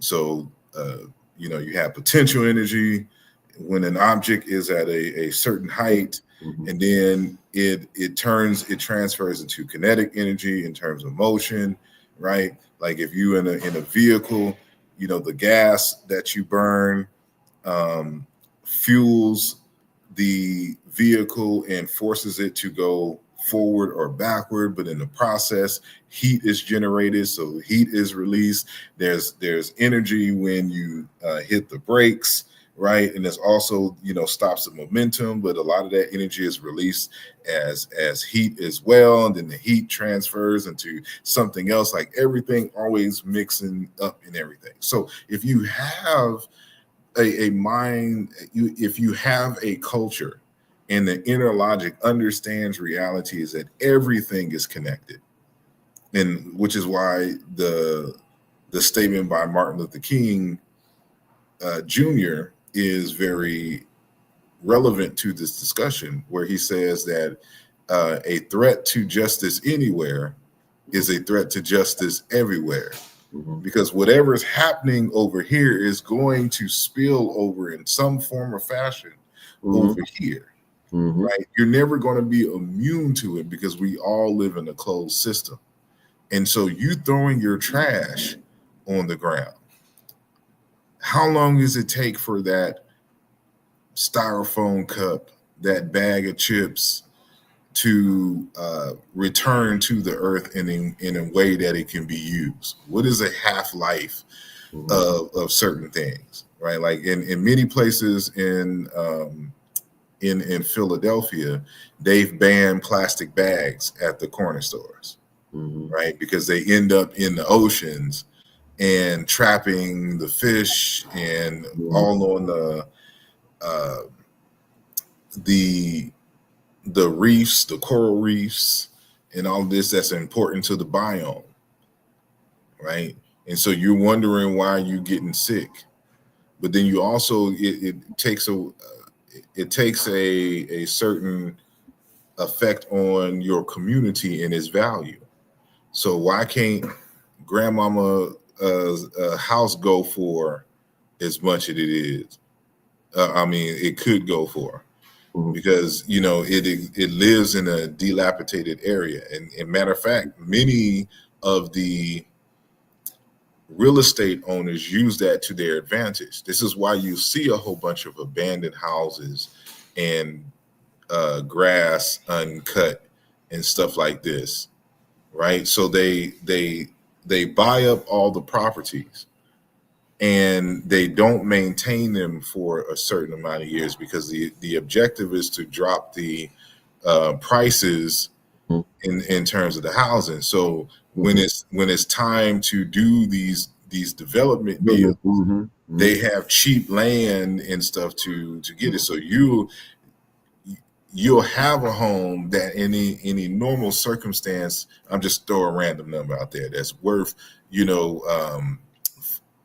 in today's market, like 350,000, right? But they may offer you, because of the neighborhood that you live in, like 100,000, and you may be in a financial situation where that seems like a lot of money, but they didn't took you, they didn't gave you 100,000, tore down the building, build up a structure, and sell that for, $500,000 or more, say dollars, and is getting that. So even if you leave, somebody's going to repurchase and start that process over again. And people are forgetting that a corporate entity is a human in the eyes of the law, and that human outlives the physical humans that run the entity.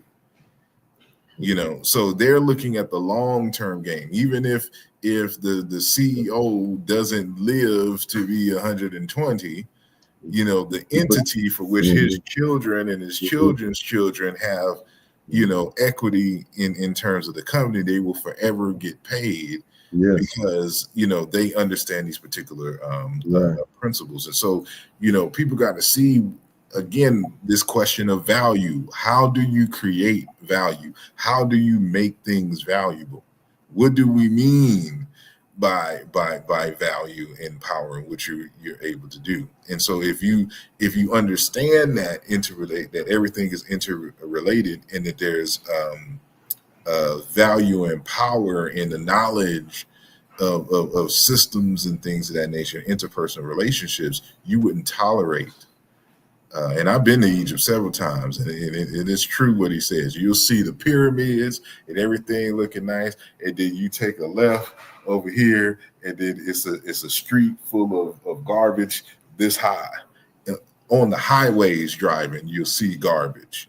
Like, we was driving a bus one time, or I was riding in a bus in Cairo, and there was they don't traffic, staying in your lane, that's not a thing out there. So, there's traffic there, and there's a guy in the middle of the street selling tires, and not in the middle of the street, the highway. And we're talking about the highway that, you drive up on, and there's no lights, just the middle of the highway at the curb. He's selling tires and things in the middle of the street. Like, it's just really kind of chaotic in many respects. But that was when I first got there and seen all that trash.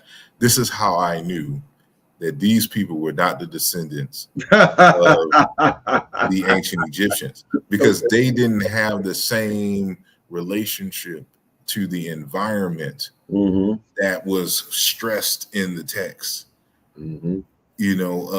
Of what you find in ancient Kemet. So it was just like crazy. But when you went further down into Nubian villages, Mm-hmm. streets are clean. What I'm saying, people are cordial with each other. Not saying that everybody don't have conflicts or anything to that nature, but it's just a different vibe, and it's like you just feel the respect for nature. They got alligators in the house, like little baby alligators that they'll sell, and you just got to have a oneness with the environment. Yeah. But that stresses much of what he's saying, but it's value for me. But here's a couple things, like you say, and that argument, I'm gonna quickly touch on that argument about who the Egyptian were, and things of that nature.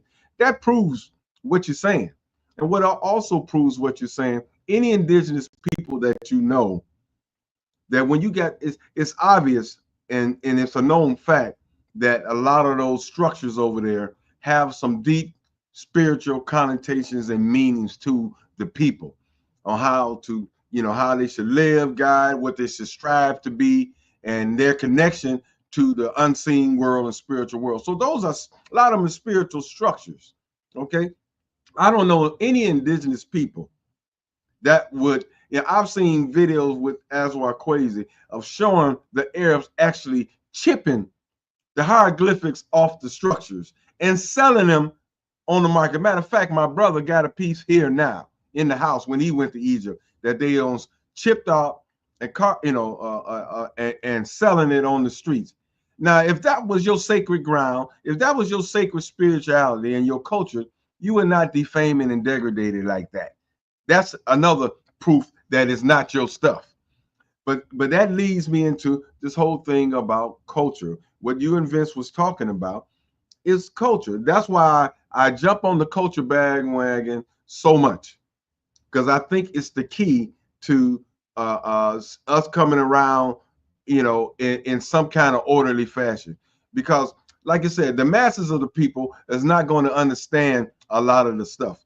But it depends on who are the people that are leading you. The question we need to ask: who are the people that are leading us here in this country? Because all of it is an indoctrination.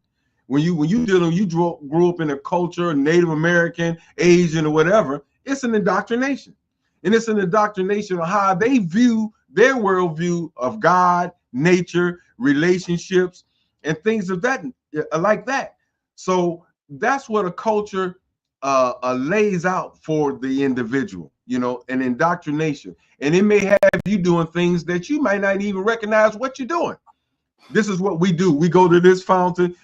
This time of year we do this, and you act well. Yeah, that's just part of our culture. We do this. We do this. We pour libation here on these days. We recite this chant.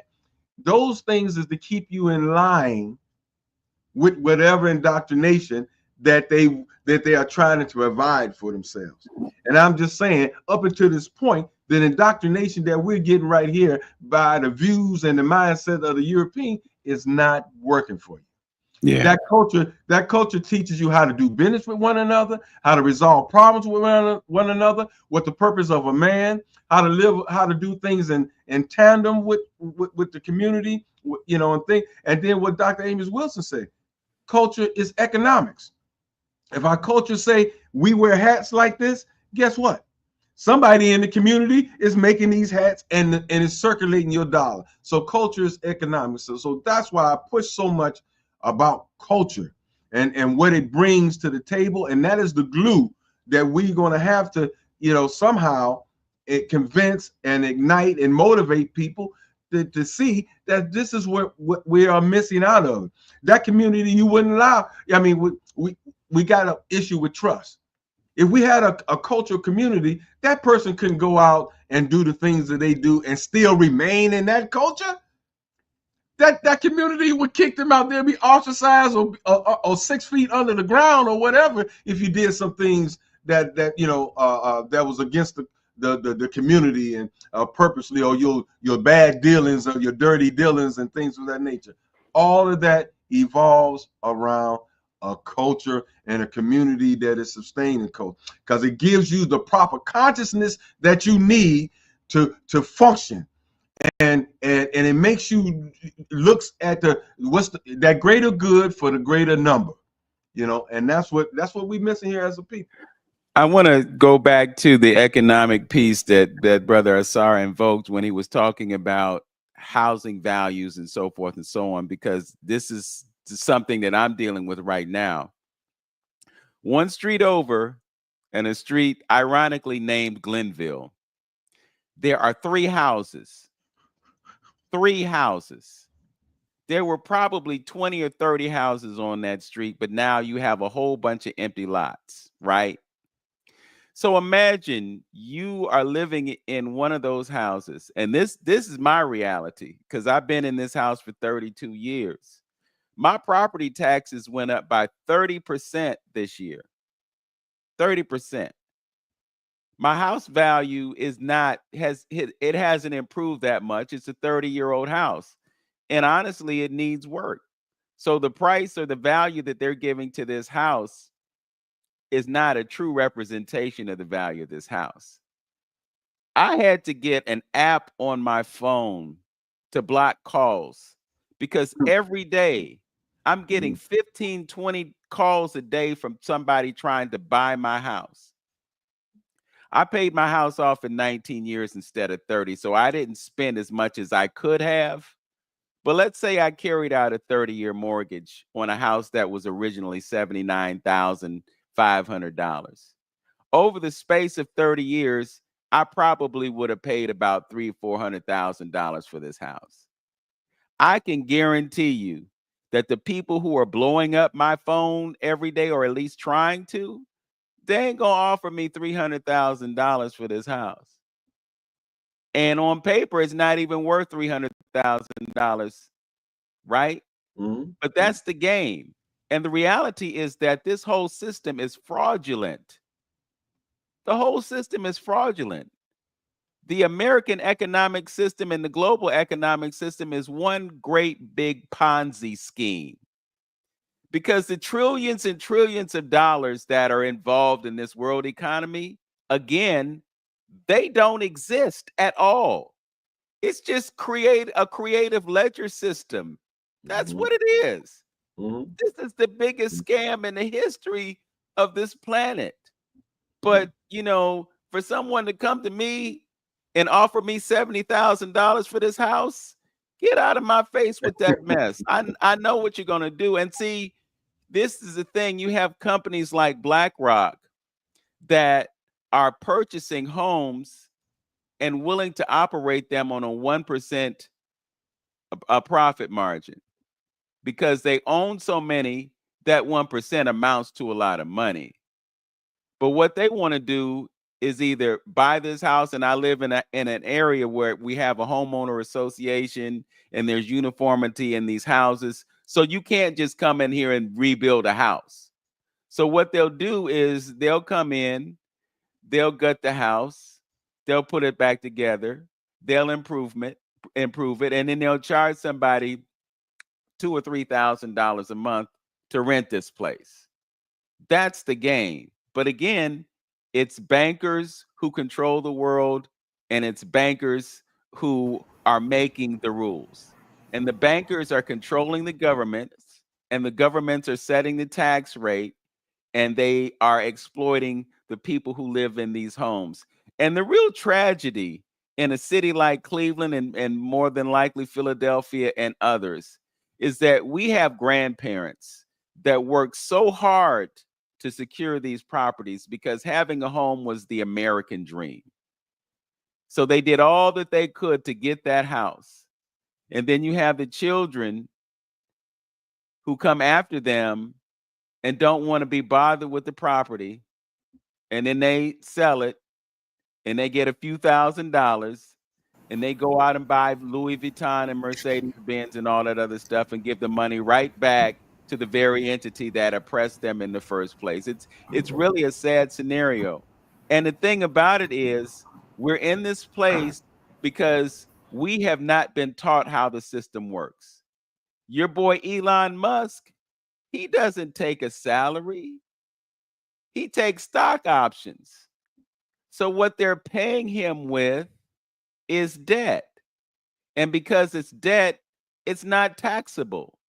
So he's not paying taxes, but he's got all this money in his bank accounts. But it's because he knows the rules. We ain't learning the game. We're not learning the rules.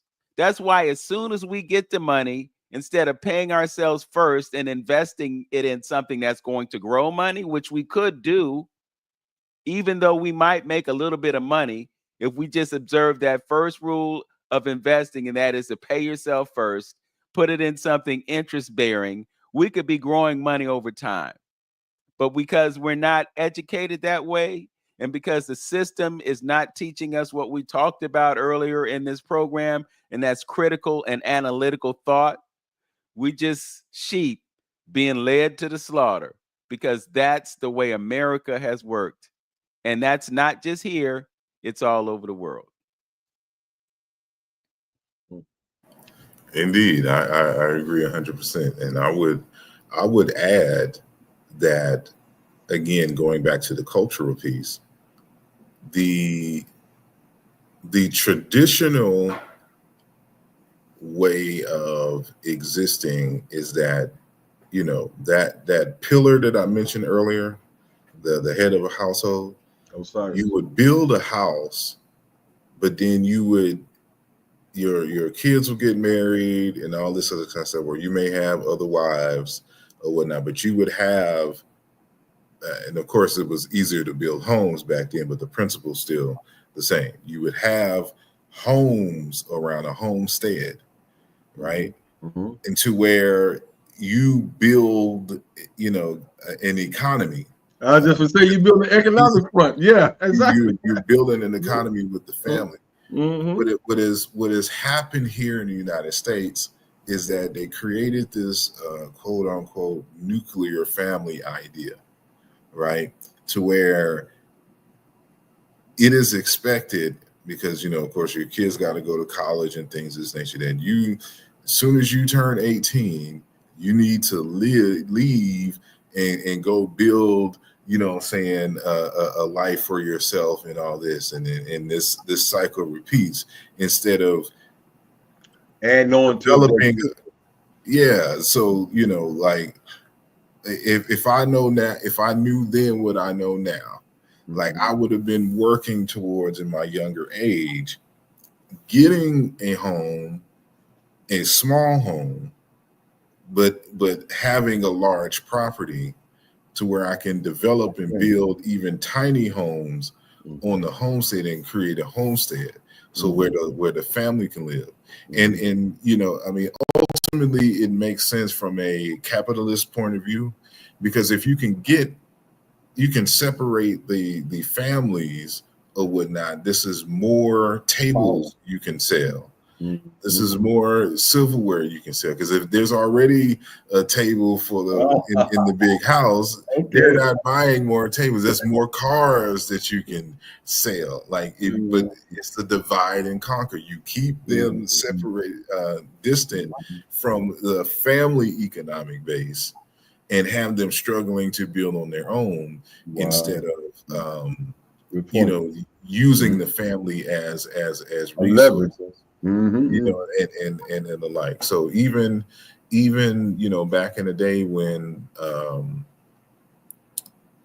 like in the United States, a wife was called a deputy husband, because she ran like the business of the household. So this is why you had so many children back in the 1700s, because they would run, they would be like the farm help or something like this. But it was your children were part of the economy that you would build for the family and household. So this is how you really build generational wealth. It's not you getting some super high fancy job and being able to simply pass down to your immediate children. It's to be able to employ your entire family and y'all collectively, build, so that you have something for like, if especially like if you get into some kind of, saying trouble out there, that there's a homestead that you can come to where you don't have to spend as much. You can work for the whatever and stack your paper, and then move on from there. And lastly, I remember seeing this. I probably have to find it. I think I could find it. It's still on YouTube, where this Hispanic woman was talking about nobody leaves the house until they become a millionaire in the household. So everybody lives together, and then everybody helps each other become millionaires. And only when you've become a millionaire can you leave to buy your own, saying house and all this other kind of stuff. So of course, our interpersonal relationships and the family dynamic is causing us not to be able to do certain things because we don't want to stay with our parents and for a long time, or we look at young men who stay with their parents as in terms of potential mates, like something's wrong with him. What do you mean you 23, 24 still living with your parents, and da da da da da. And this is what's killing. And then of course, we just recently had the CEO of whatever company it was at the Coldplay concert hugged up with his head of HR, and they're both married or whatnot, and they was on the kiss cam and got caught, right? And bringing that up to say that, divorce is also a big contributor to the inability to create wealth and create generational wealth, because now you're splitting the income, and now this person, both of y'all got to spend so much money on lawyers and stuff like this, and then the whole concept of child support and daycare and da da da da da. You're not able to really invest that money into each other and into the family, and now it's kind of split off, especially if y'all live in different states and the like. So like all of this stuff needs to be factored in when we're having these conversations. But at the end of the day, it's always going to boil down to, on an individual level, you being a person of character and having integrity, right? And you having the ability to develop and maintain good interpersonal relationships. It's the good interpersonal relationships that allow for you to build family, to build and maintain businesses, and to ultimately build and maintain nations and states. So how you do anything is how you do everything.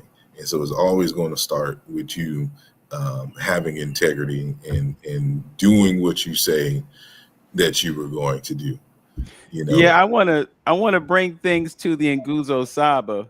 And when we talk about culture, look at the way African families engineered marriages. When you brought someone into your family, you go to somebody and you want their daughter's hand in marriage. This is an arrangement that benefits that family. When you come for that sister, you got to come with a couple of cows, and the cows contribute to the economy of that family. But then when you look at the Black family, you see a 35% marriage rate. So part of the issue is that we're not looking at economics when it comes to families, and then brothers are not being responsible and taking care of their family. So there are so many factors that go into that. But if we just got back to our cultural ways, we would be in a much better position than we are right now. That whole idea of a village. When you look at the Red Shield folks, and I think you know what I'm talking about when I say the Red Shield, I'm being deliberate because I don't want to get us taken down. But if you look at what they did back in the day, they controlled France, they controlled Germany, they controlled Italy, they controlled Great Britain, and they function in a way that these countries would benefit each other through the activities that they were engaged in.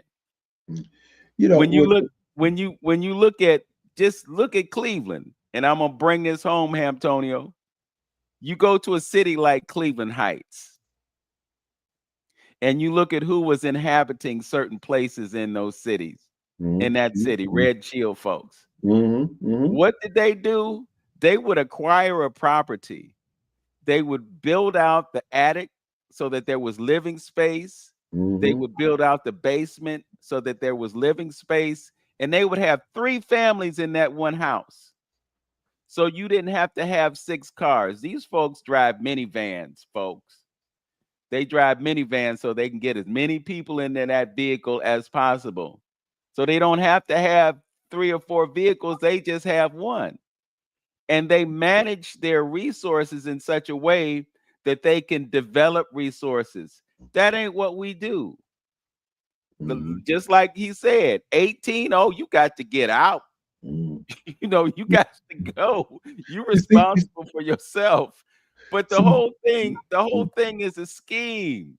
Yeah. They send you to college, and then you spend the rest of your life financing the education that you paid for that did not guarantee you a job and keeps you locked into a paradigm of debt for the rest of your life. How can you ever get ahead? The system is designed for us to fail, not for us to win. Well, see, but one of the reasons you lose like that is because of this lack of culture that we're talking about. That's where you lose. That's why you lose. You know, just like what you said, that example. I love the way you know, because I've been preaching it too. You know, we got to change the mindset and the consciousness. He was building an empire there. When you say you put those little houses on there and your family members and stuff, and now your kids are your worker and your labor force, you was building an empire right there. You see, and so even with the, like you say, unless everybody get $1 million, nobody leaving. So if you take one of them labor force workers, that's why you paid the dollar, because you taking some economic, you know, some economics from that particular family by taking that woman out of the household. You know, so you say you got to replace that. You're just not gonna come take my daughter, and then that's one worker, one housekeeper, one babysitter, or whatever it is that you take it from me. So I got to replace it. So what I've been saying, and this connects to what I'm saying, that method that you just said, that's not a per se European method or a capitalist method that is taught in school by the Europeans here. And that's why I say we can't use the same method that oppressed us to fix our problems. You need methods just like you just said. Hey, until you know, I there's something that I wrote about the Indian people. 5 families will go together and buy Mr. Heroes, and just like the $1 million, every one of them will have a Mr. Heroes when this is over with.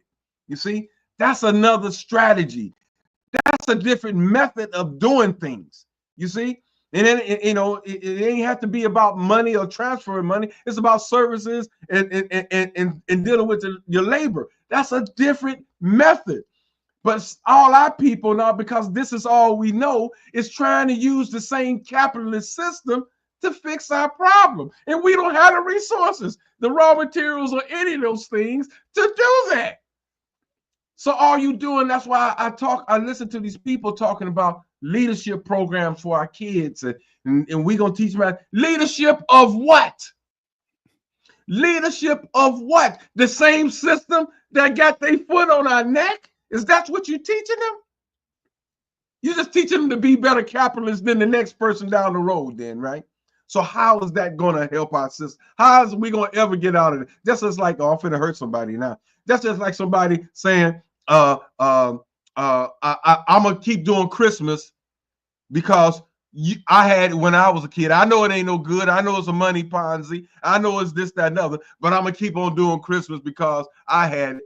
And so I'm gonna give it to my kids, you know, but I know it ain't. So when does the madness stop? maybe they should if they can't give up Christmas, maybe they should change how it's done. Okay. Like throughout the year,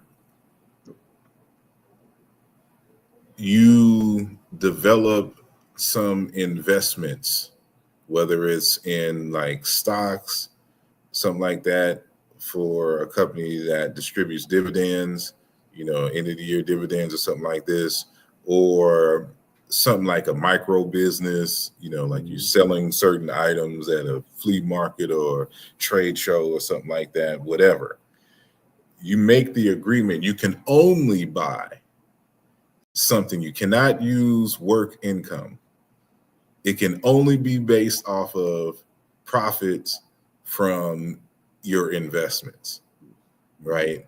And it can't exceed, let's just say 15% of the profits of your investments in terms of a gift for anyone, something like this. If you just can't give it up, right, for some reason, at least change the mindset of how it's done to where, now they're thinking of, giving and all this other kind of stuff, but within the context of they're learning investments and how not to spend, their money in terms of the money that they received as a result of trading their time for money, right? And using the investment money to make such purchases, but then put a cap on it so it's not wasted. Because by then you now know the value of money in a sense, or even like your children, this would be something that you can teach your children. And so, it should be you turn Christmas into a year-long event, right? Instead of something that happens at the end of the thing. So that's really how Black History Month was or is. Like when you read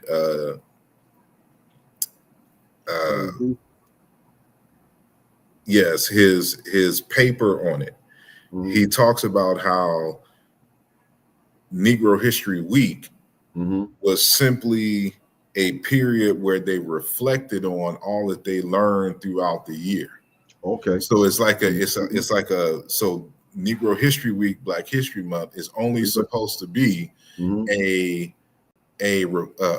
report of what you learn throughout this. So so the Negro History Week, Black History Month is only is only relevant within a year-long educational context. Oh, I see. So you don't wait till February to start trying to teach Black history. February is the month where you write your report and you share what you've learned. Good point. Good. Yeah. About Black history. Like that's literally what we said. So of course it was a week first, Negro History Week, before it became Black History Month. But when you put it within a year-long context, it makes the actual event more meaningful and different in a sense. So I'm saying, like, even if it's holidays, whether you do it with Kwanzaa, like Kwanzaa should not be at the end of the year.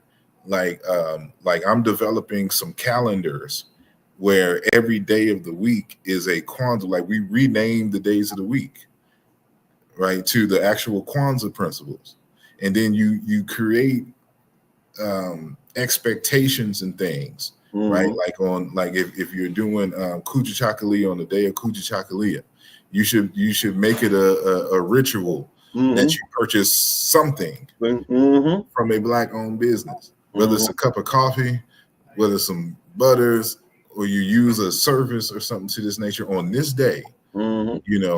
You purchase something from a Black-owned business. Yes. When it comes to Umoja and you're dealing with unity, right?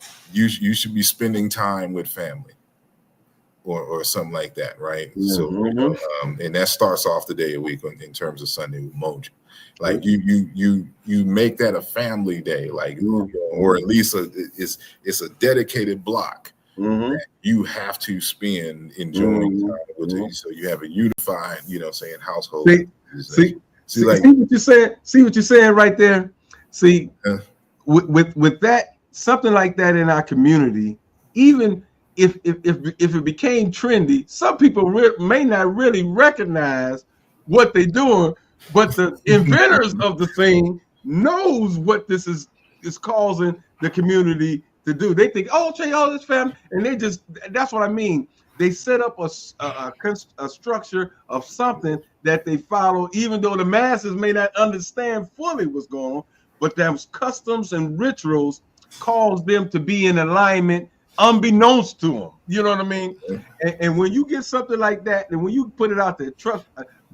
I like to see that and help But promote even that. don't wait on me. This is why I keep telling folks. I didn't invent the Nguza Saba, so I'm not trying to take ownership of it. I'm just applying it to the days of the week.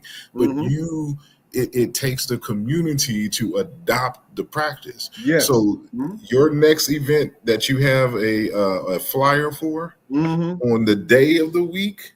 You know, the Nguza Saba is in order. So, you just substituting the days of the week. So you put the, like let's say it's on Sunday, July or whatever. You put Umoja. Put that on there. Put in parentheses Sunday. So, until people get used to it and know what day of the week it is, at such and such a date. You just incorporate, you have to integrate it within your society. So anytime you have an event, when you tell your kids, meet me at the car store so I can get your lug nuts fixed or whatever, whatnot. Meet me at on Kujichagalia at so and so. You just gotta embed it. Cost you nothing. It's just a matter. So that's like when I'm thinking about these things, I'm trying to create and develop systems that has no cost to you up front to adopt and utilize. So that will not be a barrier. It's just a matter of you changing your mindset and practice. And so there has to be a practice involved in this. And so it costs you nothing.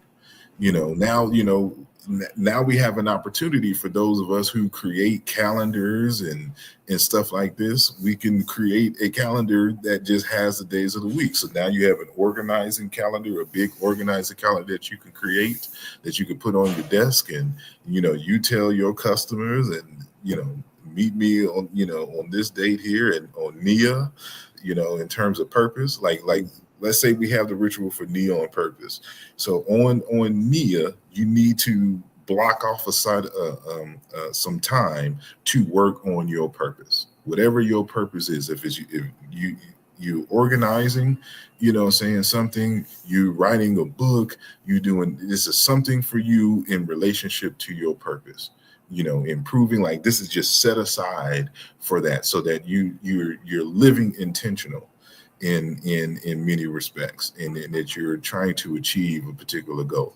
Like it costs us nothing to do this. It keeps us organized, and this becomes culture. This becomes part of the culture. Culture don't come out of nowhere. It's brilliant people like you and I, who just sit up one day and is like, this would be dope if we did this. We went around and started convincing some people that we should do this, and then some people pick it up, and then they just do it and pass it on. The next thing you know, y'all fall in love with a woman or whatnot. Y'all have some children, and they just grow up into it, thinking this is just normal. The way it is. There was a start date to any of this. That's what Dr. Lyndon Jeffrey said. He said, whatever you're doing, Africanize it. Some of the things we might not have the know-it-all and the wherewithal to create these structures and stuff to another in these organizations that we're in. He said his push was always Africanize it. Whatever it is that you're doing, your church, your other organizations, schools, Africanize it. Yeah, I think to embellish what you're saying, brother, I think intrinsically we do that anyway. Some people, when they name their children, we got Shaniquas and all other kinds of names that don't necessarily have a specific meaning, but they have an African sound to them because we're just being authentically who we are. I want to step back and mention something, because our conversation kind of went in another direction, but we were talking about Christmas, and it just so happens that I watched a video yesterday, and it was Bobby Hemmett who was explaining the symbolism of Santa Claus, and somehow was able to connect that to melanin and what going down the chimney meant. It was just it always somehow it comes back to us. And I really like Asar's idea about making that a year-long practice and using it as an empowerment tool. As he was describing that scenario, I was thinking about the fact that Christmas is the thing that drives our economy. So people actually go into debt every year so that they could go out and acquire all these things. And I was thinking, well, what if we took all the money that we were spending on this holiday and we invested that instead? And we do that on a yearly basis. Instead of us being in the red at the end of the year, we would be in the black because we're controlling our resources and we understand the value of them. That's a complete paradigm shift. But again, we have to do, and I keep coming back to this, we have to do what's in our best interest and not in the interest of those who want to control and manipulate us. So I think it's a brilliant idea. And I really like the idea of making the Nguzo Saba a daily thing. I think you hit the nail on the head. You know, we get together in the last week of the month and we have these festive occasions and we talk about self-determination of unity and purpose and cooperative economics and all of that. And then the week after that, we go right back to sleep. And then we come back to the same conversation every year. It's got to be 24/7, 365. And the whole thing again is connecting us to culture. I just was saying, it's all it is. It's culture. Your culture. That's all it is. Yeah. It's us being who we are. Mm-hmm. I think we've got to wind things down. I know I've got places to be, and I know Brother Asar has to do something, and Brother Hamtonio is just luxuriating in his life after retirement, but I'm sure he's got things to do as he figures out what the next move is going to be. But this has been an extremely rewarding conversation, and one of the things that I like about Brother Asar is that his thinking is cutting edge, and his awareness of linguistics and everything is enviable, because I think his connection to linguistics gives him a better perspective on life. You know, so I'm happy that we're able to bring his knowledge and awareness to the forefront, and I am hopeful that people will look at this broadcast and decide to share it so that they can take advantage of the things that have been expressed. Any closing comments or thoughts before we jump out, Brother Asar? Well, first and foremost, I just want to thank you again for having me on the platform, and of course your listening audience and those who are engaged in the chat. And these conversations are always enlightening, and they help me to, organize my thoughts and to look at certain things in new perspectives. And this is, a reminder of the work we have to do, and how much more involved, I should be in this liberation struggle. And so I appreciate what y'all are doing. Y'all are maintaining the legacy of African American people, and developing spaces that we can transfer, critical ideas, saying from one mind to another. And I pray that your platform grows, and the personal endeavors that you have in your lives also expands, and your families get tighter, and you're just blessed all the way around. And the same thing goes for your listeners. So with that, I'm very appreciative, and again, I thank you both. Thank you so much. For you, my as well, my brother. Same to you as well. Mm-hmm. All right. And Hamtonio, you want to button things up? Yeah, basically, yeah. Again, great conversation. It's just good to dialogue, and we, what you said earlier, man, is something that I've written, and just trying to explain something when we talked about what in the army, when they go on the war, what's the first target? That's why you see me. I went crazy on that, because that's the same thing people to acknowledge. the line of communication. Case. You know what I'm saying?